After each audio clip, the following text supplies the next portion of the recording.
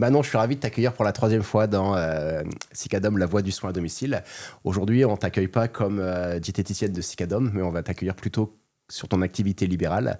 Parce qu'on rappelle en fait que tu as une partie de ton activité, tu as 80% chez Cicadom et tu as une partie de ton activité qui est en tant que libérale. Tu travailles sur la partie, tout ce qui est le sportif, mais ce qui va nous intéresser aujourd'hui, c'est la deuxième partie de ton activité libérale, qui est tout ce qui est la santé de la femme. Donc aujourd'hui, on va parler d'endométriose, on va parler de syndrome SOPK, on va parler de ménopause, pour tout ce qui est la femme. Si les personnes veulent te suivre, tu as ton Instagram, qui est Manon Vitamine Toi. Tout à fait. On mettra le lien quelque part ici. Du coup, on va parler donc de tout ce qui est les problèmes de la femme. On parle beaucoup de traitements médicaux quand on parle de traitement de la femme, que ce soit l'endométriose, que ce soit l'OSOPK, que ce soit en fait la ménopause. Il y a plein de traitements, il y a plein de compléments, il y a plein de machins. Mais on parle beaucoup moins de nutrition.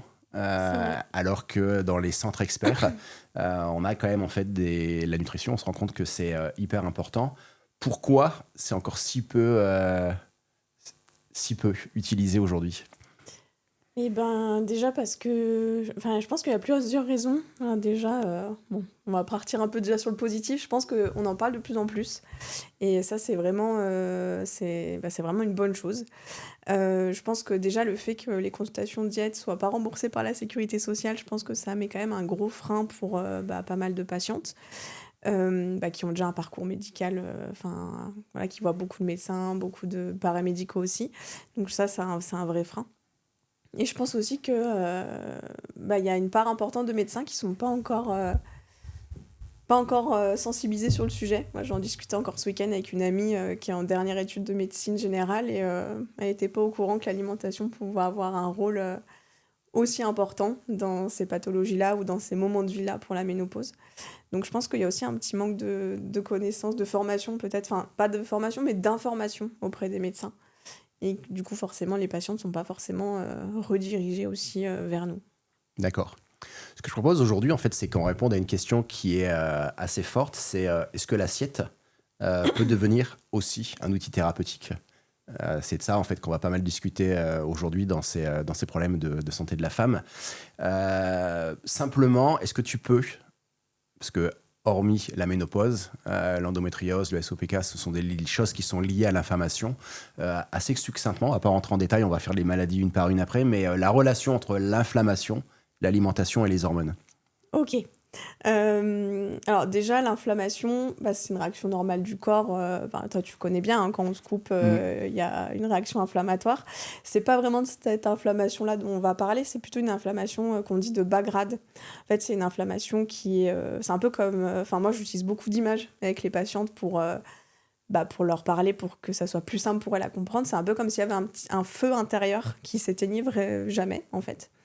Et du coup, notre but avec l'alimentation, ça va être de venir calmer un petit peu ce feu. Donc, je parle beaucoup d'aliments pompiers, parce qu'il y a des aliments un peu qui vont venir calmer ce feu, et des aliments un peu pyromades. C'est-à-dire T'as été bercé par la pub Gaviscon, toi? Pourquoi? J'avais vu la pub Gaviscon. Si, c'est vrai. Mais c'est une super bonne image, en fait. C'est vraiment... Mais je trouve que c'est super parlant pour les patientes. Donc vraiment, cet aspect un peu aliment pompier, aliment pyromane, enfin, qui mettent un peu d'huile sur le feu. Voilà, avec l'alimentation, on peut jouer un peu sur ce feu intérieur-là, cette inflammation de bas grade. D'accord. Voilà. Tu nous as expliqué ce que c'est que l'alimentation et l'alimentation et l'inflammation, et la relation du coup avec les hormones. Alors déjà, il faut savoir qu'on est fait de ce qu'on mange. Donc en soi, toutes nos hormones, elles sont créées via ce qu'on mange. Donc via notamment une bonne partie des lipides, notamment le cholestérol, hein, qui est un précurseur de plein d'hormones. Les protéines aussi. Donc forcément, l'alimentation, ça a un rôle à jouer. Et puis, comme on l'a vu, ça a un lien avec l'inflammation. Et l'inflammation va venir jouer sur le métabolisme hormonal de manière générale. D'accord. Donc ce qu'on va parler là, c'est quand même un sujet qui est important. 100% des femmes vont être touchées par la ménopause. Tout à fait. Une femme sur 10 va être touchée par un syndrome soit SOPK, soit de l'endométriose, sachant que les délais de diagnostic, ce que je lisais, c'était 7 ans. Pour l'endométriose, on est sur en moyenne 7 ans d'errance médicale. Donc c'est vrai que c'est compliqué. On a en fait, alors encore plus ma génération, on a quelques années... T'as quelques années de moins. Mais moi, ma génération, c'était normal qu'une femme ait des douleurs pendant les règles. C'est vrai qu'aujourd'hui, on a un peu changé ce système-là. Est-ce que tu peux on va commencer à parler en fait sur l'endométriose. Est-ce que tu peux nous rappeler qu'est-ce que c'est que l'endométriose et pourquoi on parle que c'est une maladie inflammatoire? Oui. Alors, l'endométriose, en fait, ça va être le développement de cellules de l'endomètre, donc normalement qui sont au niveau de l'utérus, de l'intérieur de l'utérus, sur d'autres, qui vont venir se développer en fait ailleurs. Donc, sauf que c'est des cellules qui sont sensibles aux changements hormonaux, donc au moment notamment au niveau du cycle, au début du cycle. Enfin voilà, les premières parties de cycle, les oestrogènes vont monter, deuxième partie vont diminuer, après on va avoir les règles. Et en fait, ces cellules-là, elles réagissent comme les cellules de l'endomètre. Donc forcément, ça va avoir des impacts sur les organes qui sont touchés. Donc ça peut être au niveau de la vessie, ça peut être au niveau vraiment du système reproducteur, on peut avoir de l'endométriose sur les ovaires, mais on peut aussi en avoir qui remontent au niveau des poumons, c'est rare, mais ça existe, dans le nez aussi ça existe. Et en fait, le problème, c'est que ces cellules-là, elles vont réagir aux variations hormonales, et par exemple au niveau des règles, quand on va avoir les règles, ces cellules, elles vont... tu sais, au niveau de l'endomètre, quand on a les règles, les cellules, elles viennent desquamer, donc elles saignent. Oui. En fait, on va avoir ce même phénomène sur les organes touchés. C'est-à-dire que les cellules vont venir saigner, sauf que ce sang n'est pas censé être là. Donc, il va créer une réaction qui va entraîner de l'inflammation, et le corps va en plus ne pas reconnaître, ne pas comprendre pourquoi il se passe ce qui se passe. Du coup, il va créer une réaction inflammatoire dessus. C'est pour ça qu'on parle de maladie inflammatoire. D'accord. Et c'est ça qui va créer aussi les symptômes, les douleurs, la fatigue chronique, c'est ça. Et puis, étant donné que c'est une maladie inflammatoire, on peut aussi avoir des troubles du transit associés, même s'il n'y a pas de lésion endométriosique sur le tube digestif, parce que ça va entraîner de l'inflammation. Et je crois qu'il y a 80% des femmes qui ont de l'endométriose qui ont le syndrome de l'intestin irritable associé. Après, de toute façon, une fois qu'il y a des inflammations, il y a tout un processus qui se met dans le corps humain et qui fait que tout se dérègle. C'est ça, globalement, oui. On va parler d'alimentation, c'est vraiment le sujet d'aujourd'hui. L'alimentation, elle joue quoi comme rôle là dans cette inflammation typique pour ça? Justement, on va essayer d'augmenter les aliments pompiers. Ouais. Le but, ça va être de calmer cette inflammation. Alors, s'il y a des troubles digestifs, on va aussi venir apaiser ces troubles digestifs-là avec une alimentation adaptée. Et donc, forcément, voilà, essayer de calmer l'inflammation. Donc, adopter une alimentation à visée anti-inflammatoire. Et concrètement, c'est quoi dans l'assiette? Les aliments pompiers, ça va être les oméga 3, notamment, qu'on va retrouver dans les sardines, les maquereaux, les petits poissons gras, aussi un petit peu dans les végétaux. Donc, on n'aura pas les mêmes. Mais du coup, c'est bien de mixer un petit peu les deux. Donc, notamment dans l'huile de lin, l'huile de noix, l'huile de chanvre aussi, l'huile de cameline. Des antioxydants aussi qui vont venir, parce qu'en fait, il y a un stress oxydatif qui va se créer. Et donc, ça va créer des radicaux libres. Et le but, c'est... tu veux que j'explique ou pas? Ouais. En gros, si on veut un petit peu simplifier les choses, ça va créer du stress oxydatif qui va créer des radicaux libres, et ces radicaux libres-là, ils vont venir un peu abîmer nos tissus. C'est un peu comme on coupe une pomme, et il y a une part de la pomme, si on la laisse à l'air, elle va un peu noircir. Et donc on met du jus de citron C'est ça, et le jus de citron, parce que ça va être un antioxydant, en fait, exactement. Et le but, c'est du coup, les antioxydants, leur particularité, c'est qu'ils vont donner... en fait, un radical libre, ça va être une molécule dont il manque un électron. Donc, elle va être instable. Et du coup, pour se stabiliser, elle va venir attaquer nos tissus à nous. L'objectif? Ouais, c'est ça. L'objectif des antioxydants... la particularité des antioxydants, c'est qu'ils ont le pouvoir de donner un électron à... autrui, entre guillemets. Donc cet électron-là, il va aller sur le radical libre qui va devenir stable, du coup qui va arrêter d'endommager nos cellules. L'objectif, ça va être d'avoir plus d'antioxydants que de radicaux libres. C'est vraiment très schématique, mais grossièrement, c'est ça. Parce qu'on peut manger autant d'antioxydants qu'on veut, il n'y a pas de complications, de risques. Non, et puis de toute façon, il y a plein de choses dans notre monde actuel qui fait qu'on a des radicaux libres dans le corps, ne serait-ce que la pollution dehors. On se balade en ville, le tabac, l'alcool, là, il y a plein de choses... dans notre mode de vie actuel, dans notre société actuelle, qui fait que on a besoin d'antioxydants. C'est pour ça que les fumeurs, d'ailleurs, ont besoin de consommer plus de fruits et légumes pour contrer ça, ce stress oxydatif. Et tout à l'heure, tu parlais en fait des sardines et des maquereaux. Moi, on m'a toujours dit qu'il ne fallait pas en manger trop souvent parce qu'il y a d'autres risques avec les métaux lourds, les machins. c'est vrai. Alors, il faut vraiment différencier les petits poissons gras des gros poissons de la mer, en fait, parce que les petits poissons comme les sardines, les maquereaux, ils sont tout en bas de la chaîne alimentaire. Mm. Donc, ils n'ont pas eu le temps de trop accumuler de métaux lourds. Donc, il y en a un petit peu, mais le bénéfice-risque, quand même, au niveau des oméga-3 est plutôt en faveur des oméga-3. En fait, c'est plutôt au niveau des gros poissons comme le thon, le saumon, qui sont plus en haut de la chaîne alimentaire. Mais du coup, eux, ils vont manger et les petits poissons gras et tout le reste qui, eux, ont plus ils grandissent, entre guillemets, plus ils emmagasinent de métaux lourds. Donc forcément, les métaux lourds sont beaucoup plus concentrés dans les poissons, les gros poissons gras, comme le saumon, le thon, etc. D'accord. Et dans les aliments, là, que tu as cité, donc les poissons, les légumes, il y en a un qui est une star? Non, franchement, vraiment, déjà, si on peut consommer des sardines, des maquereaux 1 à 2 fois par semaine, c'est le top. Et après, les aliments très colorés, en soi, en fait, les antioxydants, ça va être... En fait, on dit qu'un pigment égale un antioxydant. Donc, en fait, la phrase star, plutôt, ça va être mettez de la couleur dans l'assiette. D'accord. On veut de la couleur, on veut plusieurs antioxydants différents, on veut plusieurs pigments, donc mettre de la couleur. Après, attention, parce que vu que c'est des femmes qui ont des troubles digestifs, des aliments qui ont aussi beaucoup de fibres, qui peuvent être irritants, donc d'où tout l'intérêt de se faire accompagner aussi pour que ça se passe bien, parce que des fois on ajoute plus de fruits et légumes, mais du coup ça se passe moins bien niveau digestif. Donc ça veut dire qu'il y a des aliments qu'il faut quasiment supprimer ou limiter, ou c'est beaucoup plus nuancé que ça? On reste toujours dans la nuance. Le Ouais. but, c'est quand même que les patientes, elles aient elles adoptent qu'elles adoptent une alimentation qui leur convienne, mais sur le long terme. Si on commence à leur supprimer des choses, ça sera pas tenable. Ça va entraîner de la frustration. Du coup, c'est quoi les choses qu'on limite? Voilà, on va plutôt être dans la modulation des fréquences et dans de recadrer un petit peu les choses, mais ça va être les choses qui ont des acides gras saturés, des acides gras trans aussi, qu'on va retrouver dans les produits transformés. Les perturbateurs endocriniens, on va aussi faire un petit peu attention à qu'est-ce qu'il y a dans la cuisine. Est-ce que c'est des poêles en téflon? Est-ce que c'est des tupperwares en plastique? On sait que ça, c'est des perturbateurs endocriniens. Donc on va essayer de moduler un petit peu tout ça et faire attention effectivement aussi aux pics de glycémie qui vont entraîner un pic d'insuline qui peut créer de l'inflammation aussi. Donc globalement, on va essayer de diminuer un petit peu les produits transformés, les produits riches en acides gras saturés. C'est quoi du coup ça? Ça peut être la charcuterie, ça peut être le beurre, les matières grasses plutôt animales. D'accord. Le fromage aussi. Mince. Dommage. Diminuer, pas arrêter. Ouais. Pas stopper, on n'arrête rien, sinon c'est pas tenable. Mais dans les fruits, comme tu disais, mettre de la couleur, tout ça, il y a quand même des fruits, le poivron, les trucs comme ça, où il y a beaucoup de gens qui disent, bah ça, il faut les diminuer ou... Par rapport aux fibres, Ouais.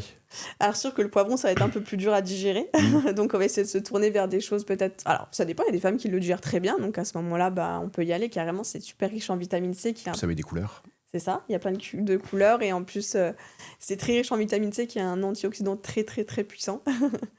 Sinon, il y a les baies aussi, notamment les fruits rouges, etc., Ouais. qui sont super riches en antioxydants. On le voit avec leur couleur, hein. De toute façon, tu te tâches avec une framboise, on peut pas te louper, quoi. C'est sûr. Et moi, j'ai aussi lu, alors j'aime bien, parce que j'aime bien, tu sais, moi, les trucs qui font bien débat, le gluten, les produits laitiers. Ouais. Il fallait les enlever. Et ce qui est marrant, c'est qu'on lit tout et son contraire. Mythe, réalité, c'est des trucs qu'il faut retirer, enlever, ou pareil, on met de la nuance. Toujours de la nuance. Enfin, en tout cas, c'est comme ça que je travaille. Alors, les produits laitiers, ils vont être riches en acide gras palmitique, en acide palmitique qui va effectivement être un peu un aliment un élément un peu pyromane. Donc, on va plutôt viser les produits laitiers plutôt maigres. Donc, c'est ce qu'on a dit, hein, de toute façon, limiter un petit peu le fromage, plutôt prioriser les yaourts, les fromages blancs, etc. Il y a des femmes qui vont très bien les tolérer. Le lait chocolaté le matin, elles oublient?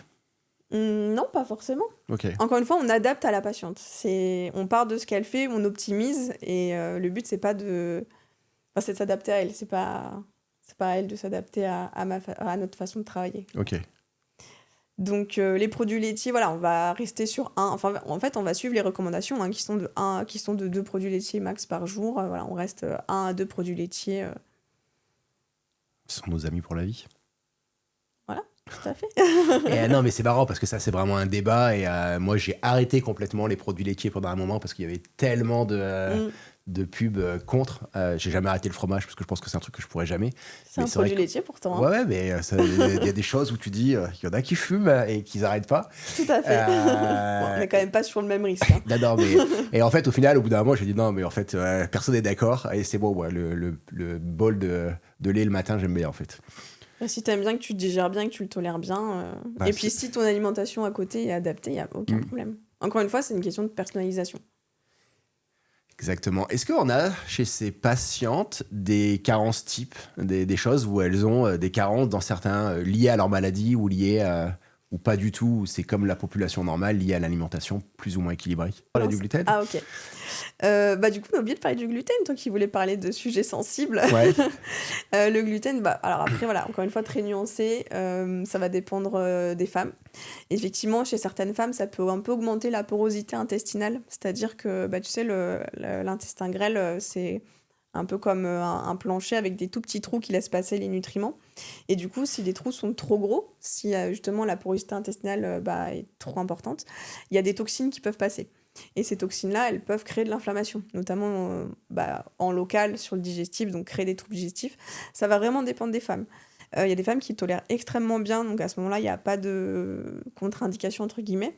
Après, des fois, chez certaines femmes, on peut voir qu'il y a une amélioration quand on vient réduire le gluten. Encore une fois, on ne supprime pas, parce que si on supprime, après, il y a un risque qu'elle ne tolère plus du tout. Et socialement, c'est quand même compliqué. Donc, le but, c'est voilà, peut-être de réduire, notamment à certains moments du cycle. Autour des règles, peut-être réduire un petit peu. Se tourner vers d'autres céréales, le riz, le maïs, le sarrasin, voilà, essayer de varier, en fait, tout simplement. Moi, j'ai une copine qui est allergique au gluten et c'est une galère dans la vie de tous les jours. C'est une vraie allergie, par contre. Ouais. Elle est Ah malade oui, elle cœliaque. est malade et c'est une horreur et Ouais. mais c'est une catastrophe. Enfin, C'est très compliqué socialement, c'est pour ça que on supprime pas, si on peut ne pas le supprimer, parce que bah, ça veut dire que les restaurants, les sorties au resto, c'est compliqué, être invité chez des amis, enfin, du coup, si tu la côtoies, ça doit être un peu galère, j'imagine. Bah après, en le sachant, et moi, ça fait quand même quelques années en fait qu'on se connaît, donc du coup je sais. Mais c'est vrai que les premières fois, tu te dis, bah attends, je vais faire un gâteau. Non, mais je peux pas faire de gâteau. Si je peux faire un gâteau, mais il faut que j'achète de la farine de riz. Attends, mais là, en Mm. fait, oh mince, j'avais prévu des pâtes. Bon, bah, on oublie les pâtes, on va faire. Et C'est un peu une gymnastique et c'est souvent en plus, bah, dans le cas de l'endométriose, c'est des femmes qui ont déjà beaucoup de choses à penser, beaucoup de charges mentales liées à leur pathologie. Si en plus on leur rajoute ça, bah ça reste, c'est un fardeau en plus, quoi. C'est vraiment compliqué. Et puis c'est des produits, en plus, les produits sans gluten qui sont chers. bah, qui sont chers, qui sont. Enfin, encore une fois, c'est même sans parler de. Parce qu'en fait, tu peux manger des produits sans gluten, arrête d'acheter des produits transformés et tu fais la cuisine toi-même, mais. Bah, il y a quand Mais même c'est les compliqué. pâtes, le pain, la farine de Bah, c'est blé, ça. le seigle, l'avoine, le blé, Mm. l'orge. Enfin là, c'est tout des salles qui contiennent du gluten. Bah, Et il y en a de partout. c'est ça. Surtout en France. On aime bien le pain quand même en France. C'est vrai. Donc c'est compliqué. Ah non, mais ça, j'en suis convaincu. Mais justement, pour ces patientes-là, donc les aliments pompiers, les légumes, la couleur, les antioxydants, les poissons gras, les produits à éviter, tout ce qui est les produits transformés, en gros. Ouais, Parce c'est que ça. même la charcuterie, tout ça, c'était quand même des produits qui sont C'est hyper des produits transformés. transformés, hein. Puis c'est pas grave, de toute façon, il y a quand même une étude qui vient de sortir il y a quelques temps qui a dit que les charcuteries, c'était des cancérigènes de Ouais. grade 3, donc en fait, autant les éviter. Tout à Fini le fait. saucisson à l'apéro. Pas fini, encore une fois, on régule la fréquence. Ouais, ouais, il y a des fois, on se pose pas la question. Je suis pas sûr qu'on dise aux gens, ouais, c'est bon, il y a un peu d'amiante, c'est pas grave, vas-y quand même. Non, après, les recommandations au niveau de l'alimentation, elles sont faites aussi sur les habitudes des Français. Mm. C'est-à-dire que, effectivement, le mieux, ça serait de pas en manger. Mais il vaut mieux donner des objectifs plus petits, mais du coup tenables, que des objectifs intenables où du coup les gens se disent, bah, de toute façon, je vais pas le faire parce que bah, ça sert à rien, je vais pas réussir. Concrètement, toi, quand tu as une patiente qui arrive chez toi avec de l'endométriose, qu'est-ce que tu fais? Qu'est-ce que tu vas regarder? Déjà, je vais l'écouter Mm. parce que c'est des femmes bah, comme on l'a dit, ont un parcours médical qui peut être long, qui n'ont pas été écoutées pendant très longtemps. En général, si elles arrivent chez moi, c'est que ça y est, elles ont été diagnostiquées, donc elles ont pu avoir un temps d'écoute, mais je tiens vraiment à mettre ça en place, prendre le temps, parce que bah, y a des années derrière de souffrance bah, qu'il faut un peu lâcher, quoi. Et puis surtout être à l'écoute de leurs symptômes pour savoir comment je vais orienter ma prise en charge, parce que on ne traite pas toutes les femmes, toutes les endométrioses de la même manière. Chaque femme a...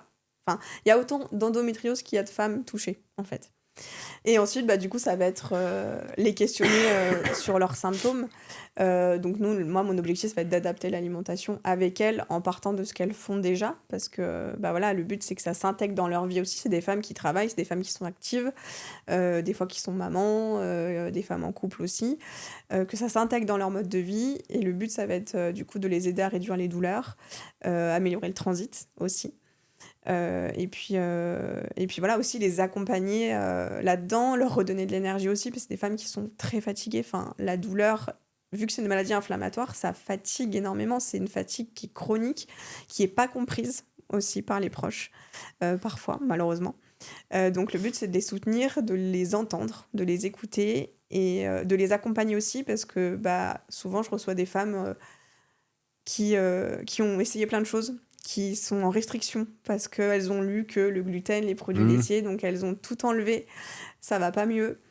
Donc le but, c'est aussi de les accompagner, peut-être remettre des choses dans l'assiette, en fait, pour ne serait-ce que pour le moral aussi, pour éviter aussi qu'elles tombent dans les TCA ou que ça devienne... Enfin, c'est déjà une prise de tête pour elles.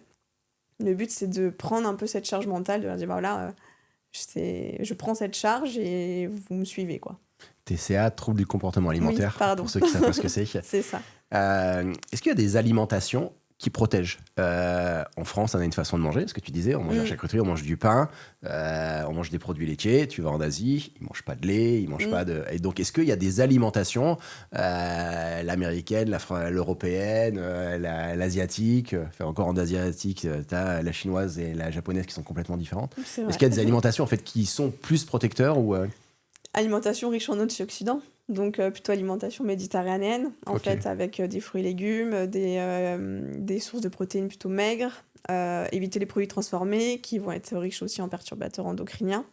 Donc voilà, ça va plutôt être dans ce sens-là. De toute façon, voilà, c'est connu, l'alimentation méditerranéenne fait ses preuves, donc autant l'appliquer pour toute la population de manière générale. D'autres choses à rajouter sur cette partie endométriose ? Du coup, on n'a pas reparlé des carences, des potentielles carences. Oui, des potentielles carences, effectivement, on a zappé ça. On a zappé, ouais. Alors, déjà, il faut savoir qu'il y a 75% de la population française qui est carencée en magnésium, de manière générale. Donc, bien portant, autant que les endométrioses ou pas. Donc, déjà, Magné on peut B6. se douter. Comment ? Magné B6.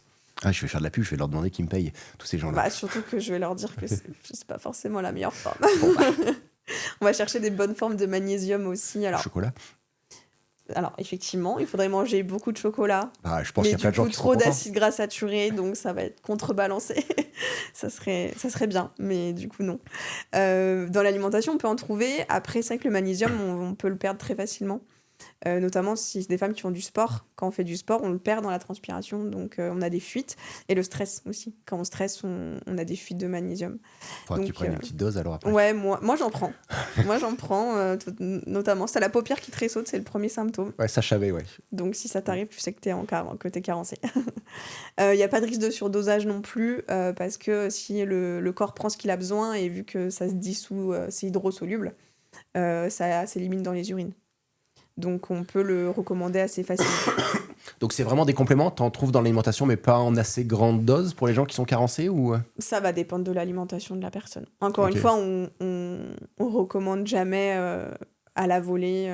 Voilà, c'est en fonction de la personne, de ce qu'elle mange, de déjà ce qu'elle a dans son assiette.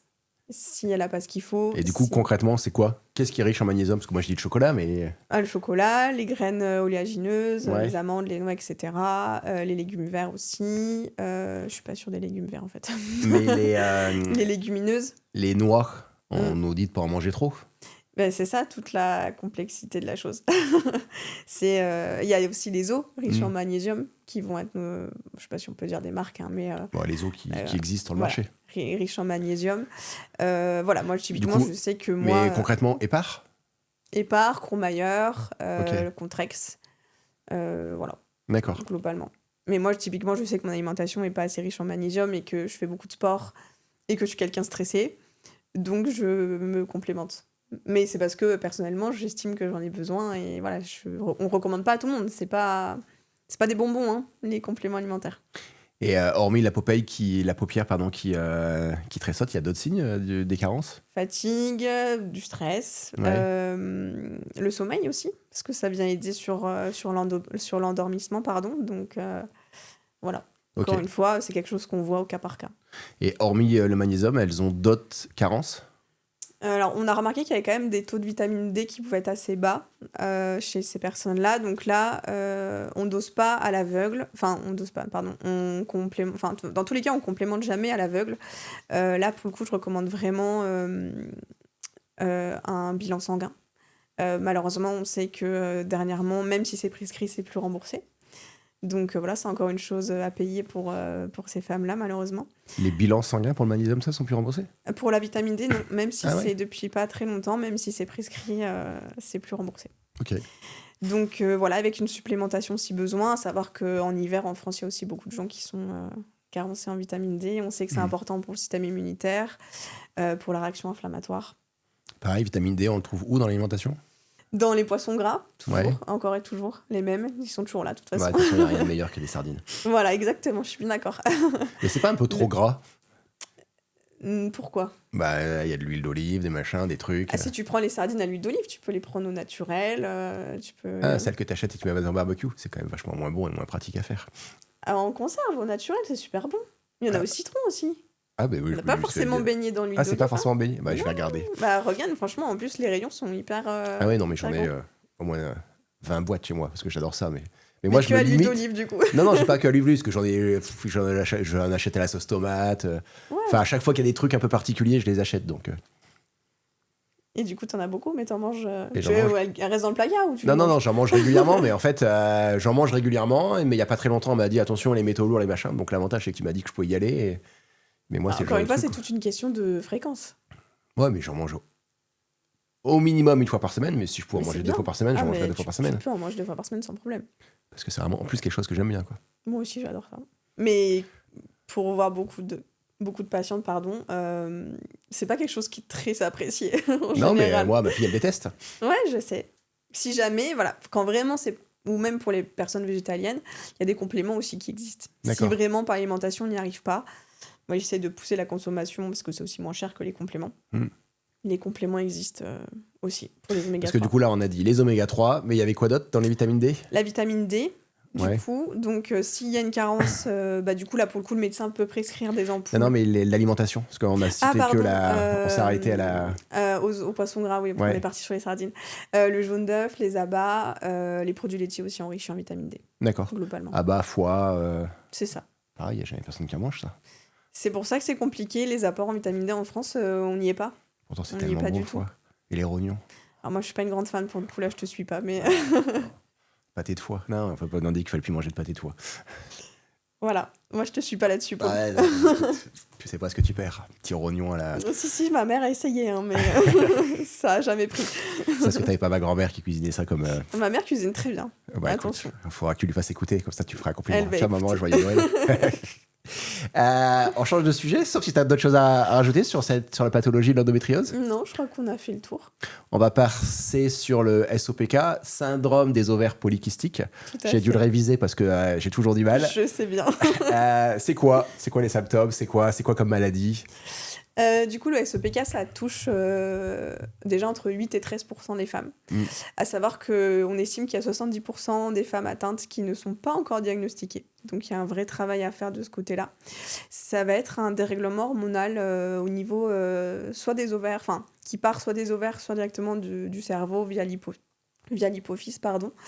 Et du coup, ça va être un dérèglement hormonal au niveau des hormones sexuelles qui va, du coup... Enfin, les femmes vont avoir un haut taux de testostérone, d'androgène. Du coup, c'est des femmes qui vont avoir ce qu'on appelle de l'hyperandrogénie. Et donc, dans les symptômes, on va avoir une prise de poids ou une difficulté à perdre du poids. Et les symptômes de l'hyperandrogénie, comme une perte de cheveux, ce qu'on appelle l'alopécie. Tu parles à quelqu'un qui maîtrise. Voilà, tu vois de quoi je veux parler. Bon, on n'arrive pas toujours à ces stades-là, mais ça peut aller loin aussi, hein. C'est une vraie souffrance pour les femmes, hein. C'est vraiment compliqué à gérer, parce que les cheveux, c'est la féminité. Donc, quand on commence à les perdre, voilà, c'est vraiment des femmes qui sont en souffrance par rapport à tous ces symptômes physiques, parce qu'on a aussi ce qu'on appelle l'hirsutisme. Alors, c'est vraiment un mot que j'évite d'employer, parce que je le trouve vraiment, vraiment dur à entendre. Mais c'est le fait d'avoir des poils au niveau du visage, au niveau de la poitrine, du dos, voilà, d'avoir une pilosité en fait un peu plus marquée. On peut avoir de l'acné aussi, donc que ce soit le visage, le dos aussi, le torse, enfin voilà, un peu des symptômes d'hyperandrogénie. Voilà, ça va être les symptômes. Après, il y a surtout le cycle irrégulier aussi, une fatigue, etc. Enfin, là, il y a plein de symptômes. Le SOPK, on le diagnostique... c'est les critères de Rotterdam. En fait, il faut avoir au moins 2 sur 3 critères. 3 critères, merci. Donc, le premier critère, ça va être les cycles longs. Donc, c'est des cycles de plus de 35 jours. Voilà, on rappelle que les cycles, c'est 28 jours en moyenne. Donc, de plus de 35 jours ou moins de 8 cycles par an. Deuxième critère, ça va être du coup l'hyperandrogénie, que ça soit clinique, du coup avec tout ce qu'on vient de citer, la perte de cheveux, l'acné, etc., ou biologique, donc avec une prise de sang, le taux de testostérone qui est au-dessus de la moyenne. Et le troisième critère, ça va être l'échographie, où à l'échographie, on va voir du coup plein de petits follicules autour des ovaires. Donc, c'est pas des kystes. Voilà, on dit que c'est le syndrome des ovaires polykystiques, c'est pas des kystes. C'est vraiment des petits follicules qui ont pas maturé, en fait, et du coup qui s'accumulent et qui créent des hormones en continu, quoi. Et j'ai lu l'autre jour que c'était lié en partie à l'insuline. Donc, du coup, a priori, ils n'ont pas dit que des conneries dans ce que j'ai lu. Non. Comment ça s'explique ? Alors, c'est effectivement une importante partie, c'est quand même une grosse partie des personnes, des patientes que je vois qui ont ce souci-là. C'est pas dans tous les COPK. En fait, si tu veux, ça va être le corps qui réagit plus très bien à l'insuline. C'est-à-dire l'insuline, encore une fois, très schématique. L'insuline, c'est la clé qui va permettre d'ouvrir la cellule pour que le sucre, donc le glucose, rentre et nourrisse la cellule. Dans ce qu'on appelle l'insulinorésistance, donc c'est quelque chose qu'on rencontre souvent chez les femmes qui ont un SOPK, ça va être... en fait, c'est un peu comme si la serrure, elle était un peu rouillée, c'est-à-dire qu'elle répond plus trop à la clé. Et du coup, le sucre, il rentre pas dans les cellules, il reste, il s'accumule dans le sang, et du coup, le corps, il va se dire, j'ai envoyé une clé, ça marche pas, je vais en envoyer plein, ça va bien finir par marcher. Donc le corps envoie plein d'insuline et on se retrouve en hyperinsulinisme. Et cet hyperinsulinisme va venir stimuler directement les ovaires et produire du coup encore plus d'androgènes. En fait, c'est un peu un cercle vicieux. C'est-à-dire que les androgènes vont faire qu'on est moins sensible à l'insuline. Donc on envoie plus d'insuline, donc ça stimule les androgènes. Et c'est pour ça que ces patientes ont des indices glycémiques qui sont bas. Alors, on parle d'aliments à index glycémique. Ouais. Mais quand tu regardes, en fait... Oui, c'est ça. Attends, on recommence. C'est pour ça, en fait, qu'on parle dans l'alimentation d'aliments à indice glycémique bas, et c'est ce qu'elle doit favoriser. Alors, effectivement, nous, dans notre prise en charge, s'il y a une insulinorésistance qui peut se détecter à la prise de sang. Alors, petit aparté, le souci qu'on peut rencontrer en tant que diététicien, notamment moi en tant que diététicienne spécialisée là-dedans, c'est que je ne suis pas médecin, donc je ne peux pas prescrire de bilan sanguin. Donc, je fais appel aux médecins traitants, au gynéco, à la sage-femme, soit qui m'adresse la patiente, soit qui suit la patiente, pour avoir un bilan sanguin. En France, on n'est quand même pas trop dans la... il me semble qu'on en a déjà parlé tous les deux, dans la prévention. Donc, c'est des choses qu'on n'arrive pas forcément à avoir une prescription. Donc, c'est compliqué des fois d'avoir ne serait-ce que la preuve, même s'il y a des signes, qu'il y a une insulinorésistance. Parce que du coup, les patientes, elles t'arrivent à toi, elles sont pas diagnostiquées, ou alors elles sont diagnostiquées et le médecin, il les oriente vers toi. Ou c'est toi, en discutant avec elle, qui dit, attendez... Les deux. Okay. Les deux. En général, soit c'est des médecins, des sages-femmes qui m'adressent leurs patientes, soit les patientes viennent d'elles-mêmes parce qu'elles se sont renseignées et elles ont vu que l'alimentation avait un rôle, soit elles me viennent me voir pour une perte de poids classique et dans mon anamnèse, bah, je vois qu'il y a des irrégularités au niveau des cycles, qu'il y a des symptômes. Donc à ce moment-là, je les réoriente vers un médecin pour poser un diagnostic ou pas. Et à ce moment-là, du coup, on peut encore plus personnaliser, adapter la prise en charge. Mais ce qui est quand même hallucinant, en fait, ça va pas aimer ce que je vais dire, mais le retard et l'absence, en fait, de prise en compte des maladies féminines. Quand tu me dis ça et que tu me dis on a du mal à obtenir des prises de sang, demain... Moi, j'ai déjà eu des sages-femmes qui m'ont dit, bah là, je l'ai prescrit, mais je sais que la Sécu va m'appeler parce que ça se fait pas. Mais ouais, mais en fait, on se pose pas la question quand on va faire une prise de sang pour autre chose. En fait, on fait un diagnostic Non, différentiel, on surtout que- vérifie et puis... Ouais, bah je sais. Et je partage bien ton avis là-dessus. Et en plus, l'insulinorésistance, c'est quelque chose que du coup, les femmes... Enfin, moi, je vois des femmes jeunes, hein, dans la début vingtaine, qui ont de l'insulinorésistance. C'est asymptomatique, c'est-à-dire que le corps... Enfin, c'est pas asymptomatique parce qu'il y a des coups de barre après manger, il y a des fringales, parce que forcément, la glycémie, du coup, elle fait un peu le yo-yo. Donc, il y a des symptômes. Mais la glycémie à jeun est bonne. Donc, on s'inquiète pas parce que bah, y a pas de diabète. Sauf que l'insulinorésistance, c'est quelque chose qui est totalement réversible. Si on fait rien, ça se transformera en prédiabète dans les dizaines d'années à venir, qui est encore réversible. Mais si on fait rien, c'est des femmes à 50, 60 ans qui développeront certainement un diabète de type 2. Et puis ça va, c'est pas très cher un diabète à prendre en charge. Voilà, encore Plus une fois, toutes les complications. Voilà, c'est mon avis, mais c'est sûr qu'en France, enfin, pour moi, et c'est pour ça que je rassure les patientes quand je leur explique que, bah voilà, je leur dis, mais ce qui est bien, c'est que vous prenez les choses maintenant et qu'on va pouvoir agir. Mais quand c'est pas pris en charge, bah, c'est pas pris en charge. Et c'est normal, c'est pas aux femmes d'avoir ces connaissances-là, il faut qu'elles soient orientées. Mais du coup, là, on a vu qu'il y avait un problème d'insuline, donc le sucre ne Ouais. rentre pas. Donc du coup, quand elles vont manger, elles vont augmenter la glycémie, elles ont des fringales. Comment, en fait, avec l'alimentation, elles vont pouvoir réguler tout ça? Parce que tout à l'heure, on a commencé à parler vite fait d'aliments à index glycémique c'est bas, vrai, tout on ça. va y revenir. Comment, en fait, avec ce système-là, elles peuvent le réguler? Alors déjà, le sucre, on peut pas dire qu'il rentre pas, il rentre, parce que le corps s'adapte. Encore une fois, c'est les prémices de quelque chose d'irréversible. Mais là, on est vraiment au tout début, hein, donc le corps s'adapte. C'est pour ça que la glycémie à jeun, elle reste dans les normes. Et voilà, c'est juste on a besoin de plus d'insuline pour faire rentrer le sucre. Donc effectivement, alors on parle beaucoup d'alimentation à index glycémique bas. Moi, je préfère parler de charge glycémique, parce que l'index glycémique, pour rappel, c'est vraiment la capacité d'un aliment à augmenter la glycémie, donc le taux de sucre dans le sang. Mais on parle du coup de l'aliment seul, et il me semble que c'est pour 100 grammes d'aliments. Donc, bah voilà, on va pas manger 100 grammes de sucre blanc, quoi. Qui a un index glycémique très... Bah, quand même. J'en connais qui sont capables, des fois, de manger une plaque de chocolat. Oui, mais le chocolat, du coup, dedans, il y a aussi des matières grasses. Ouais, non, mais...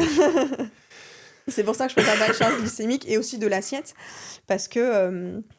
Alors, effectivement, on va essayer de se tourner vers des aliments à index glycémique bas, donc effectivement des féculents plutôt complets, éviter les féculents blancs, les légumineuses, plutôt privilégier le riz rouge, le riz noir, enfin le riz brun plutôt que le riz blanc. Mais ce qui va compter, c'est surtout comment on compose son assiette. C'est-à-dire que si tu manges, par exemple, une assiette de pâtes sans rien, forcément, de pâtes blanches, hein, ta glycémie, elle va monter. Si tu manges une assiette de pâtes avec dedans tu mets du parmesan, tu t'accompagnes avec du poulet, un peu de crème, des légumes, bah tu vas avoir des fibres, des protéines, des matières grasses, tout va se mélanger dans l'estomac. Donc les glucides des pâtes, même si c'est la même quantité de pâtes blanches, hein, ça va monter moins vite. Et j'avais même vu ou lu, non, je crois que je l'avais écouté, un podcast où ils expliquaient que l'ordre des aliments était important. On disait il faut commencer par les légumes, parce que ça met un filtre et qui évite à ta glycémie de monter trop vite. Alors, chacun son avis. Moi, personnellement, je reprends mes cours de physiologie du BTS. L'estomac a un rôle de brassage, c'est-à-dire que quand on mange, l'estomac, il se bouge, il se retourne pour tout mélanger ensemble. Donc, en fait, on s'en fiche que tu aies mangé ta salade de tomates avant ou pas. Ok. Le seul effet, par contre, qui a été prouvé, c'est qu'effectivement, si on mange les fibres en premier, du coup, on a tendance à moins manger du reste, parce que les fibres prennent de la place. Ouais. Du coup, on mange un peu moins du reste, donc effectivement, ça peut aider un petit peu, mais ça, en soi, s'il faut qu'on commence à penser à ça, ça va être compliqué, déjà que c'est compliqué pour ces femmes-là. Et tout à l'heure, tu parlais de fringales et c'est compliqué de gérer une fringale. Moi, ça m'arrive des fois d'avoir des fringales, et justement, si elles sont sujettes à ça, comment elles le gèrent? Quels sont les aliments en fait qu'elles vont pouvoir... Alors déjà, moi, mon rôle, ça va être d'observer leurs habitudes et d'être sûr qu'il n'y a pas de dette énergétique. C'est-à-dire que des fois, elles ont des fringales et elles s'en veulent, mais quand je regarde, le matin, elles n'ont pas eu le temps de manger, donc elles n'ont pas mangé. On leur a dit qu'il fallait pas manger de féculents, donc le midi, elles mangent une salade. Je leur dis, mais c'est totalement normal et sain que votre corps vous réclame quelque chose de sucré à 4 heures. C'est parce qu'en fait, vous n'avez pas apporté assez d'énergie à votre corps. Donc déjà, la base, c'est de voir s'il n'y a pas de dette énergétique sur la journée. Des fois, juste en réglant ça, le petit-déj, le repas du midi, juste en réadaptant, il y a moins de fringales. Après, il y a des choses à mettre en place, notamment être sûr qu'il y a assez de protéines dans la journée, notamment le matin, parce que les protéines, ça va permettre de créer les neurotransmetteurs de la satiété et tout ça.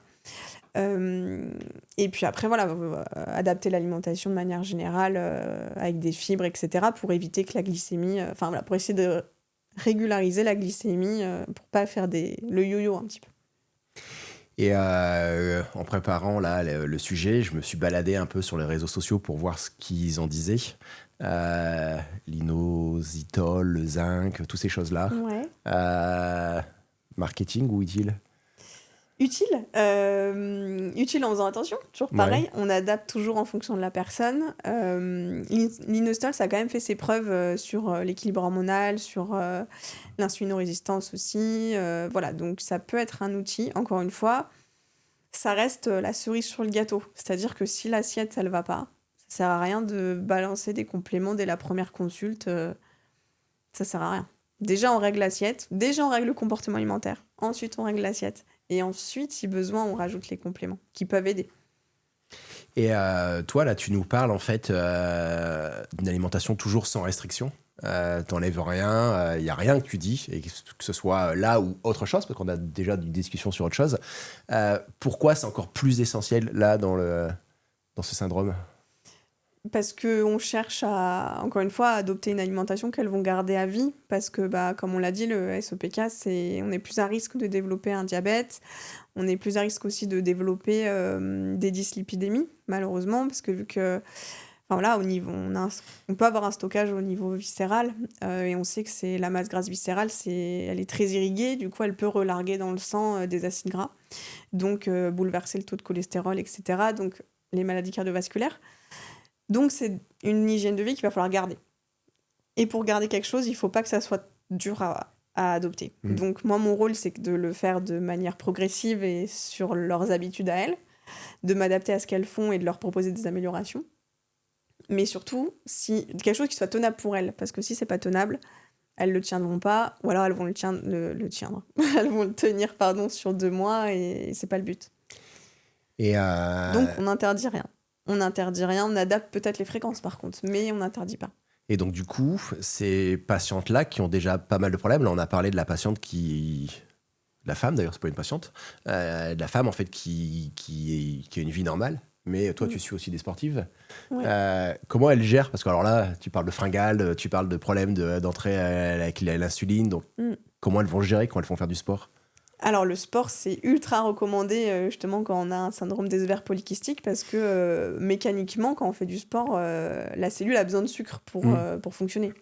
Donc, la serrure, elle se dérouille toute seule, si j'ai envie de dire. Okay. En fait, vraiment, l'activité physique, ça aide à augmenter sa sensibilité à l'insuline.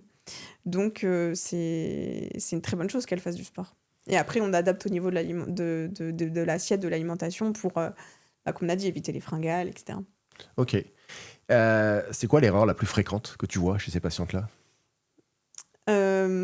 Souvent, quand elles viennent me voir, qu'elles ont déjà vu le gynéco, il leur a dit faut perdre du poids. Alors, c'est vrai, pour améliorer les symptômes, une perte de poids peut aider s'il y a un surpoids ou une obésité. Mais du coup, c'est des femmes qui se sont mises en restriction.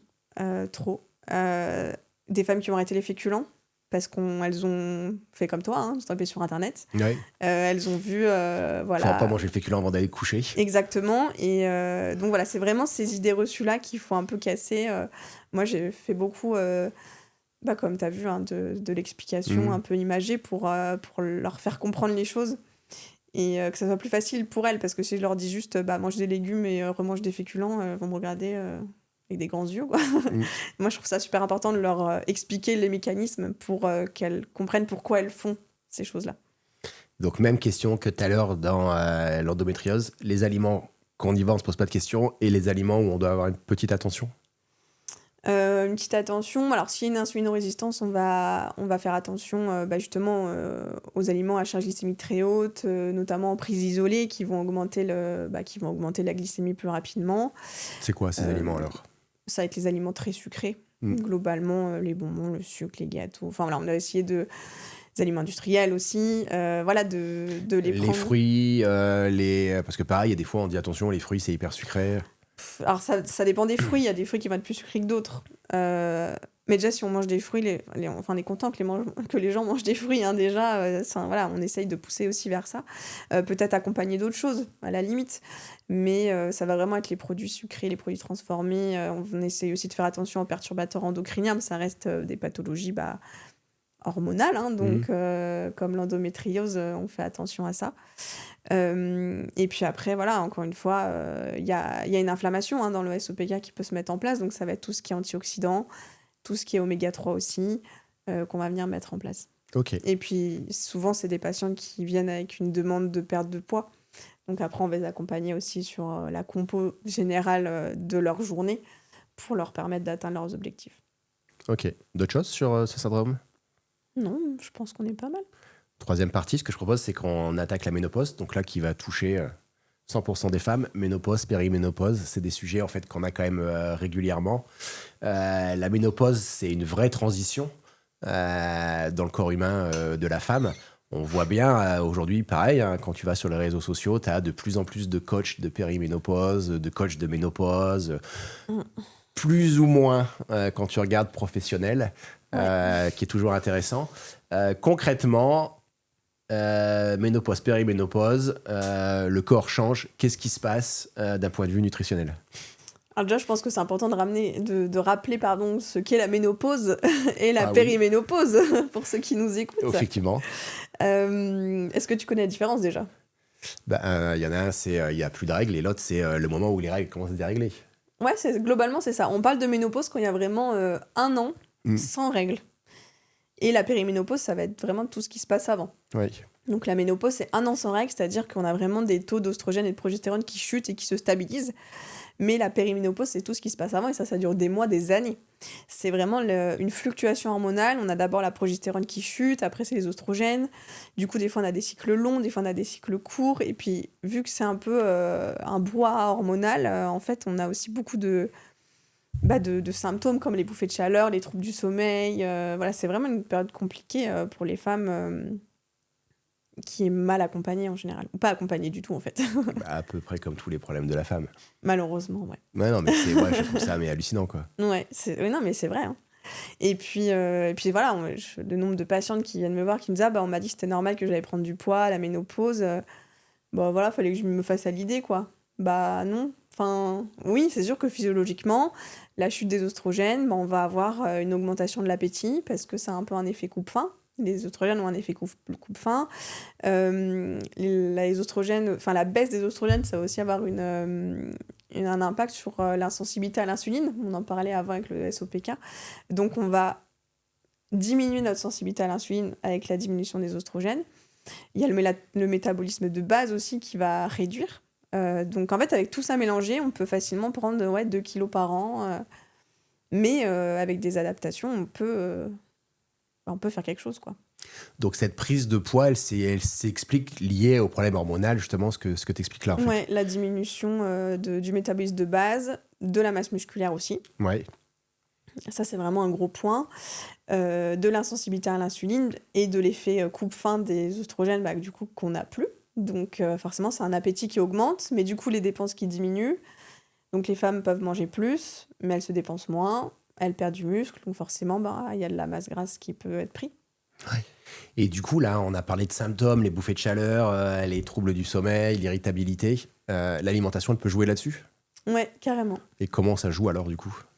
Et ben avec certains aliments spécifiques, alors déjà on va rééquilibrer l'assiette pour mettre plus de protéines. Voilà, encore une fois, hein, il faut que l'assiette soit équilibrée pour que le corps fonctionne bien. Donc déjà rééquilibrer dans tous les cas, c'est toujours la base. Toujours les oméga 3 qui vont venir nous aider sur les bouffées de chaleur. Sur le sommeil aussi, avoir une alimentation assez riche en tryptophane qui va être précurseur Et en magnésium. en magnésium aussi pour le sommeil, tout à fait. Tu m'as bien écouté. Tout à fait, il y a des choses à checker à ce niveau-là. Et après, dans l'alimentation, chez la femme, on parle aussi de plus en plus d'ostéoporose liée à la ménopause. Ouais. Il y a des choses, ménopause, ostéoporose, on parle de vitamine D. Calcium aussi. Calcium aussi. Donc du coup, pareil, on doit apporter plus de... Donc ce qu'on disait tout à l'heure, les poissons, les œufs, des produits laitiers. C'est ça. Hormis ça, où est-ce qu'on va les trouver? C'est le calcium. Dans les eaux riches en calcium, Ouais. on peut. Produits laitiers. Dans les légumes verts, Ouais. le calcium aussi. Donc voilà, ça va être adapté l'alimentation aussi. Et ça, encore une fois, c'est dû à la chute des oestrogènes qui ont un effet sur les os. Et l'activité physique aussi. Pour le coup, on va vraiment encourager sur soit une reprise, soit une poursuite, voire, si possible, une augmentation de l'activité physique. Parce que c'est ça aussi. Enfin, l'os, c'est un tissu, hein, donc un tissu qui vit, qui s'entretient. Et l'activité physique, la sédentarité, pour le coup, fragilise les os. Donc, on va vraiment encourager sur une activité physique. Et en plus, je lisais une étude l'autre jour qui disait que l'activité physique chez les personnes d'un certain âge, comme moi, 50 ans, on devait faire de la musculation et faire de la charge lourde pour augmenter en fait la résistance de l'os. Ouais, alors encore une fois, c'est l'idéal. C'est des femmes qui travaillent, qui sont en général du coup quand même dans qui ont une carrière assez avancée, donc qui ont des postes à responsabilité, qui encaissent des choses dans la journée, qui ont des enfants, des fois des ados, des fois... Enfin voilà, c'est des femmes qui ont plein de vie. Donc le but, c'est déjà chaque petit pas compte. Et c'est sûr qu'une femme qui fait pas de sport, on va pas lui dire tu vas à la salle 3 fois par semaine pour pousser de la fonte, quoi. Et ben, Robin, qu'on a eu hier en podcast, il serait pas forcément d'accord avec toi. Ok. Il disait en fait, c'est que l'argument, parce que lui en tant que coach sportif, il a en fait aussi des femmes comme ça. Il dit l'argument est souvent un argument de temps. Et il dit en fait, le problème, c'est que quand on parle de sport, on parle de course à pied, on parle en fait de trucs qui vont être longs ou de salle. Effectivement, il faut aller à la salle. Il dit mais un quart d'heure à regarder Thibaut Inchep. Et il dit il faut mieux en fait que ces gens-là fassent en fait comment il a dit? Tu te souviens du terme qu'il a utilisé? Parce que quand j'ai utilisé fractionné, il m'a dit non, c'est pas vraiment du fractionné. Intensité. Ouais, en fait, il disait il fallait moduler l'intensité. Et en fait, il disait il n'y a pas besoin, en fait. Ces séances-là, il dit en 15 minutes, tu peux avoir fait une séance. Pour le coup, du coup, on est d'accord. C'est qu'on ne va pas leur demander de faire Enfin, voilà, on va s'adapter à leur emploi du temps et on va leur trouver du temps pour faire des choses, mais toujours en partant d'elles. Et on va personnaliser, en fait, la prise en charge. Et donc, le sport, même court, c'est important, ouais. Tout à fait, tout. Même pour la sensibilité à l'insuline, on n'en a pas parlé pour la SOPK, mais c'est super important. Et voilà, en fait, remettre le corps en mouvement, augmenter la marche dans la journée, voilà, on prend tout ce qu'il y a à prendre. Ok. Tout ce qui est faisable pour elle. Perte de muscle, augmentation des protéines ou pas du tout? Ouais, super important pour chez la femme en périménopause et ménopause pour justement contrer cette fonte musculaire. Le but, ça va vraiment, encore une fois, activité physique, hein, comme pour l'ostéoporose, pour venir... pour créer du muscle, on a besoin de deux choses. On a besoin d'un stimuli, exercice, et on a besoin de protéines qui sont un peu, comme je dis aux patientes, les briques du corps. Donc en fait, on va venir refaire, l'activité va venir un peu léser le muscle, c'est le principe. Hein. Et le corps, pour s'adapter, va venir créer de la fibre plus résistante, et pour ça, il a besoin de protéines. Et est-ce qu'on va leur augmenter certains aliments? Je lisais pareil en recherchant le soja pour les phytoestrogènes, les choses comme ça, ou c'est pareil, c'est un mythe, il n'y a pas forcément d'intérêt? Ça va dépendre des femmes. Ce qu'on va augmenter déjà, parce que on l'a pas encore notifié, on l'a pas encore dit, mais la baisse des oestrogènes, les oestrogènes ont un effet cardioprotecteur. Ouais. Donc on va avoir une augmentation des risques cardiovasculaires. Donc encore une fois, les oméga 3 sont nos amis et on va les réintégrer ou les intégrer dans l'alimentation. Donc à prioriser.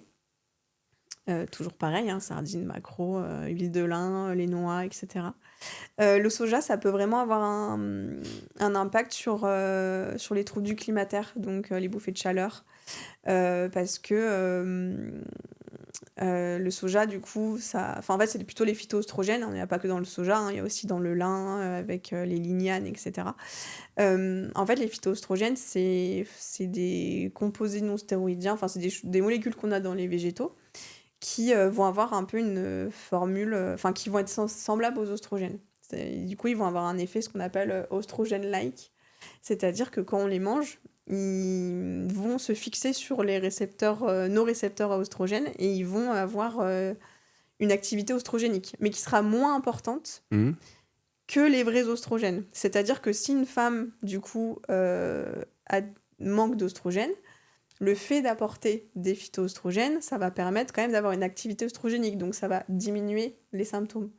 Au contraire, s'il y a une imprégnation oestrogénique trop forte, parce qu'il n'y a pas assez de progestérone, trop d'oestrogènes, les phytoestrogènes vont prendre la place des oestrogènes et vont avoir une activité moins importante.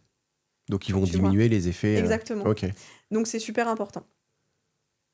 Est-ce qu'il y a des choses à rajouter au niveau alimentaire dans la ménopause ? Alors, déjà pour revenir sur les phytoestrogènes, on fait quand même attention, notamment en cas de cancer hormonodépendant, cancer du sein, s'il y a des antécédents. Là, pour le coup, on fait rien sans avis médical. Ça reste du coup des aliments qui ont une activité oestrogénique, hein, donc on fait attention à ça. Et il y a quand même une dose à pas dépasser. La recommandation actuellement, c'est 1 mg d'isoflavone, du coup, par kilo par jour. Donc une femme de 60 kg, elle peut consommer 60 mg d'isoflavone. Et comment on sait qu'il y a 60 mg de... On se fait accompagner. Ah, se fait accompagner, oui, on se fait accompagner. Pour donner un peu une idée, dans une portion de soja, donc un bloc de tofu 100 grammes, ça va être à peu près entre 20 et 30 mg d'isoflavone. Et donc du coup, ça, pour les Asiatiques, il doit y avoir des vraies problématiques ? Alors, tu me poses une colle là. Non, mais par rapport à l'alimentation qu'ils ont quand même beaucoup de lait de soja, ils ont beaucoup de... Ah, je sais pas s'ils ont du lait de soja, hein. Bah, dans la cuisine asiatique. Beaucoup de tofu. Ouais. Ouais. Bah, après, ça va être... pour une personne de 60 kg, ça laisse 60 mg. Ouais, mais tu m'as dit c'était combien Un bloc de tofu, c'est entre 20 et 30. Ok. Ouais, bah, quand t'as mangé un bloc de tofu, c'est déjà pas mal. Si tu devais donner là un réflexe à les dames en fait qui rentrent dans cette phase-là, périménopause, ça serait quoi ? Est-ce qu'il faut faire la même chose en périménopause et en ménopause ? Ça va dépendre des symptômes. Il y a des femmes qui vont être très sujettes aux bouffées de chaleur, des femmes qui vont pas en avoir, des femmes qui vont être très sujettes aux troubles du sommeil, à la prise de poids. C'est très personne dépendante, pour le coup. Donc il n'y a pas de grande théorie qui dit on essaye de faire comme ça et on fait attention à ces grands concepts. Bah, je dirais quand même augmenter avant d'augmenter, vérifier son apport en protéines et l'augmenter si besoin, parce que dans tous les cas, il y aura une fonte musculaire qui, de toute façon, démarre bien avant. Hein, à partir de 30 ans, il me semble que la fonte musculaire démarre. Donc, activité physique et apport en protéines. Ok. Et la protéine, il n'y a pas des gens... Enfin, la protéine, les gens, ils en ont pas trop ? Ou ça leur arrive d'en avoir trop ? Moi, quand je regarde ce que je devrais manger en protéines, j'arrive jamais à manger tout ce que je dois manger en protéines. Donc, t'en manges pas trop, du coup. Bah justement, c'est mon problème. C'est que tu dis, il faut faire attention s'ils en ont pas trop. C'est quelque chose qu'il faut... Non, pas s'ils en ont pas trop. Il faut faire attention à qu'ils en aient assez. Ah oui, donc du coup, en fait, on se pose pas trop la question. On peut augmenter les protéines et... Ça dépend d'où on part. Encore une fois, on fait rien... se faire accompagner, c'est important. Ça dépend d'où on part. Il y a des femmes qui en mangent suffisamment déjà. Et à ce moment-là, c'est bon. Peut-être plutôt activité physique, du coup. Ouais. Mais oui, non, c'est... Et puis surtout que c'est des personnes... dans ces âges-là, si on peut avoir une diminution un peu de l'apport en protéines. On a un peu moins d'appétence pour la viande, le poisson, les œufs... Puis des gens qui disent je bouge pas trop, je suis plus jeune, je suis moins musclé, donc j'en ai moins besoin. Mais c'est justement parce que vous êtes moins musclé que vous en avez plus besoin. D'accord. T'as des choses à dire pour conclure sur cette partie-là, endométriose ? Ménopause. Ménopause. Non, après aussi tout l'aspect cardiovasculaire. Donc on l'a dit, les oméga-3, rééquilibrer un peu au niveau des lipides, des acides gras saturés, voilà, parce qu'il y a plus de risques cardiovasculaires. Augmenter les fibres aussi, qui ont un effet sur le cholestérol. Donc voilà, il y a pas mal de choses à faire. mine de rien. Ouais. Si on devait résumer cet épisode avec les 3 problématiques en fait de la femme, les idées fortes, ça serait quoi? Les oméga 3. Ouais, mais ça pour toute la population en général. Ouais. Les oméga 3, les antioxydants, adapter l'alimentation, de manière générale. Hein, puis, c'est compliqué parce que chaque femme a ses habitudes, chaque femme est différente, chaque femme a sa vie. Donc, la personnalisation, c'est la clé. Donc, voilà, après, si je devais résumer un peu l'épisode... surtout, le message clé, c'est que pendant longtemps, la santé des femmes elle a été mise de côté. On commence à en parler. C'est pas encore suffisant, à mon sens. Mais on commence enfin à s'y intéresser. La ménopause, c'est quelque chose... toutes les femmes vont y passer. Et c'est trop minimisé. Ça a trop un impact sur la qualité de vie des femmes. Des femmes qui sont encore actives. Enfin, là, ça a un impact sur leur fatigue, sur tout. Le SOPK, pareil, on a un manque de diagnostic. Et puis, c'est une souffrance pour ces femmes-là au niveau des symptômes. C'est minimisé aussi. L'endométriose, pareil, c'est de plus en plus diagnostiqué, on a de plus en plus de facilité, on en entend de plus en plus parler. Mais qu'est-ce qu'on fait quand ces femmes sont fatiguées, quand elles ont des douleurs ça a trop un impact sur la qualité de vie et l'alimentation, c'est un vrai levier. C'est un levier trop intéressant à activer et c'est trop dommage de ne pas l'activer en fait. Parce qu'effectivement, on dit souvent en fait que l'alimentation, ça guérit pas tout seul. Ça guérit pas seul, pas tout seul. Mais par contre, ça va changer leur vie. Enfin, par rapport à ce que tu viens de nous expliquer là, il suffit qu'on fasse attention à plein de choses. La fatigue, la gestion de la fatigue, les troubles du transit, les douleurs, les symptômes. Mais par contre, c'est un vrai travail de la femme. Parce que l'alimentation, il faut quand même qu'elle change pour certaines. Oui. Parce que quand on voit l'alimentation, faut pas être aveugle, hein, il suffit de sortir dehors, de regarder la population actuelle avec l'obésité, les choses comme ça, l'alimentation elle est quand même pas bonne et qu'on a quand même des vrais changements à faire pour certaines personnes. Oui, alors après, dans l'obésité, il n'y a pas que l'alimentation. Hein. Non, mais ça, on est d'accord. Mais mais c'est le manque d'activité physique, il faut augmenter l'activité physique. Les produits transformés, il faut arrêter de manger de produits transformés. Dans notre société actuelle, c'est pas évident. Quand, en plus, encore comme une fois, comme on l'a dit, c'est des femmes qui sont actives, qui ont une vie de famille, une vie de couple, qui travaillent. Il faut trouver le temps, effectivement, cuisiner maison, faire ses courses. Mais c'est là que l'accompagnement prend tout son sens aussi. On travaille sur l'organisation. Moi, il y a des patientes, on fait leur liste de courses ensemble, on prévoit les menus de la semaine. C'est pas forcément que du théorique, des fois on est vraiment sur du pratico-pratique, quoi. Oui, parce que je pense que c'est pas évident. Moi, il y a une pub qui m'avait fait beaucoup rigoler. T'es trop jeune, je suis pas sûr que tu la connaisses, mais une pub pour Intermarché, où c'était 3 jeunes qui arrivent, des jeunes étudiants qui arrivent à Intermarché, la caissière elle est toute jolie, puis il y a un des étudiants qui flash dessus, et elle passe tous ces produits transformés, les pizzas surgelées, bref, que de la merde. Ouais. Et puis en fait, quand elle passe, elle regarde les trucs et puis elle la regarde. Et puis le mec comprend en fait que il faut qu'il fasse à manger et il commence en fait à changer son alimentation. Mais cette pub, je la trouve géniale, je te la partagerai. Avec plaisir. Parce que cette pub, moi aussi, elle m'a fait me rendre compte de quelque chose, que l'alimentation, c'est aussi important. C'est-à-dire que les gens, quand moi, ils me disent, j'ai pas le temps de cuisiner, c'est faux. En fait, moi, je fais mes courses, j'achète rien de transformé. Je mange pas forcément super bien. Mais je pense qu'il faut que j'arrête de manger au resto le midi, je pense que ça ira mieux. Mais chez moi, je cuisine. Et c'est vrai que souvent, les gens disent « Ah, mais t'as le temps de cuisiner ?» Mais en fait, c'est pas long de cuisiner. Enfin, la personne qui me dit « Je vais prendre une soupe Liebig pour une soupe, peu importe la marque, pour la mettre dedans. » En fait, faire une soupe, ça prend 10 minutes. Ouais, mais des fois, c'est 10 minutes qui sont compliquées à prendre. Pour des femmes qui sont fatiguées. Tu sais, j'élève des enfants tout seul, je suis célibataire, j'ai une boîte qu'à faire tourner tout est une question de priorité et que du temps, t'en veux, t'en trouves en fait. Et en fait, c'est de se dire quelles sont les choses importantes. Je comprends la charge mentale, je comprends les choses comme ça. Des femmes qui ont beaucoup de rendez-vous médicaux, des fois qui peuvent pas se lever parce qu'elles ont mal. Oui, il y a des astuces. Je pense qu'il y a plein de trucs à faire. Et puis moi, ce que je leur dis aussi, c'est on ne demande pas de faire un plat élaboré. Des fois, juste de l'assemblage. Moi, c'est ce que je leur dis. Ayez des jokers dans vos placards. Et puis, des légumes surgelés. C'est ce que j'allais dire, les légumes surgelés coupés. Ouais, c'est ça. Moi, je leur dis, ayez des jokers pour les jours Mm. où vous n'avez pas le temps. Il y a pas, voilà, des jokers, la soupe surgelée, Picard, pas Picard, Picard ou autre. Voilà, il y a des compositions qui sont très bonnes. Mm. Les boîtes de sardines, typiquement, en mode joker, merveilleux. Ouais, c'est Ça sûr. se sort du placard Ouais. sur une tranche de pain complet, de pain au levain, avec voilà, de la soupe à côté. Ça fait très bien l'affaire. C'est de l'assemblage. Mm. Non, mais c'est Effectivement, pour on ça n'a que pas fait un poulet basquez ou qui prend du temps ou quoi, mais c'est de l'assemblage. même un poulet basket, c'est pas si long que ça à faire. Au lieu Non, de mettre mais des cuisses de poulet, tu mets des blancs de oui, poulet. certes, mais voilà, encore une fois, c'est des femmes qui ont beaucoup de charges, que ce soit médicales, au niveau de la famille. Enfin voilà, après, on pourra en parler des heures Ouais. de Non, ça. après, je pense que c'est aussi je suis d'accord avec toi. Franchement, je suis d'accord avec toi. Je remets pas du tout ça en cause. Après, je pense qu'il y a aussi, comme beaucoup de choses, une question de prétexte. Parce que cuisiner, il y en a plein déjà qui savent pas cuisiner. Mhm. Et Mais que, on les accompagne. Enfin, c'est mon ça. rôle, c'est aussi les accompagner sur ça. Moi, je donne des recettes, je donne Mm.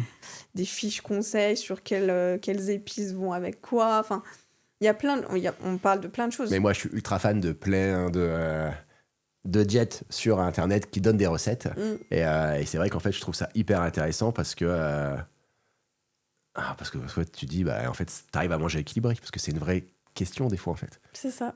Mais il faut donner les outils. Nous, notre rôle, c'est de donner les outils et d'aider les gens à... Enfin, voilà, c'est ça mon but, moi, c'est de donner m'adapter. Des fois, il y a besoin de faire la liste de courses, bah, on fait la liste de courses. Il y a besoin de faire le drive, bah, on choisit. Au moins, c'est un temps qu'elle bloque et on s'occupe de ça.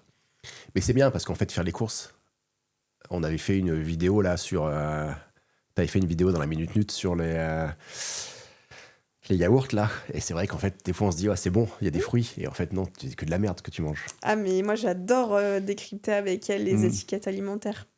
Parce qu'elles me montrent ce qu'elles prennent bah, moi, je suis en partie de mon activité en visio et je fais un partage d'écran. Je me mets sur je sais pas, Carrefour, Auchan, Drive, peu importe, et je décrypte avec elles. Et en fait, c'est vraiment de l'éducation thérapeutique. J'adore faire ça. Mais en fait, c'est primordial. Si on revient là à notre sujet, Ouais. qu'on ne s'en est pas éloigné, mais un conseil donc concret par pathologie. Endométriose. Alors, je dirais, vu que c'est des femmes qui ont supprimé beaucoup de choses, c'est en fait plutôt ajouter des choses dans l'assiette. Les antioxydants, les fruits et légumes. Après, on adapte en fonction du transit, hein, bien sûr. Les oméga 3, voilà, ajouter des choses plutôt qu'en supprimer. SOPK. SOPK, bah, vérifier l'insulinorésistance. Et si besoin, du coup, bah, adapter son assiette en fonction, et l'activité physique. Ménopause. Ménopause, du coup, qui n'est pas une pathologie, mais Ouais. dont on a parlé aujourd'hui. Protéines et activité physique. Ok. Et pour finir, est-ce que tu aimerais en fait adresser un message particulier aux femmes qui nous écoutent ? Ouais. Bah, mon message, ça serait de ne pas subir, en fait, ces changements dans la vie. Voilà, on parle de la ménopause, toutes les femmes vont y passer, moi aussi, tout le monde va y passer. De ne pas subir, de ne pas être fataliste.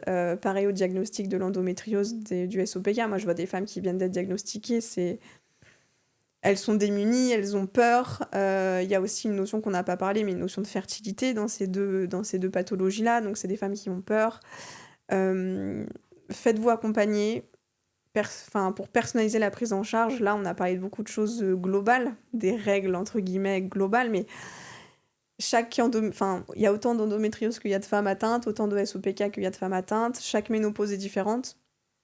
C'est ne pas subir et ne pas se morfondre, entre guillemets. Voilà, faites-vous accompagner. Il y a des aides, des gens qui sont là pour aider, des gens formés pour personnaliser la prise en charge et se faire accompagner au mieux et vivre au mieux ces épreuves, ces modifications de la vie, quoi. Super, merci beaucoup. Bah, merci à toi pour avoir reçu. Bah, c'était un plaisir. Si on veut te contacter, comment on fait ? Et ben, soit par mail, Ouais. soit sur Doctolib directement via la messagerie. Voilà, Manon Donc du coup Vion, sur Doctolib, Manon Vion, on le mettra, on l'écrira. WYON, Ouais. voilà. Et ton Instagram que tu commences à lancer et Voilà. qui va se développer au fur et à mesure. Tout à fait. Manon, vitamine-toi. Super. Bah, merci à toi de m'avoir reçu, en tout cas, pour parler de ces sujets dont il faut parler. Eh ben avec plaisir. Merci à tous de nous avoir écoutés. Si vous souhaitez qu'on continue à faire des épisodes, n'hésitez pas à mettre un petit like, commenter, et ça nous aide en fait à d'être de plus en plus visible. Bonne journée à tous, à bientôt pour le nouvel épisode.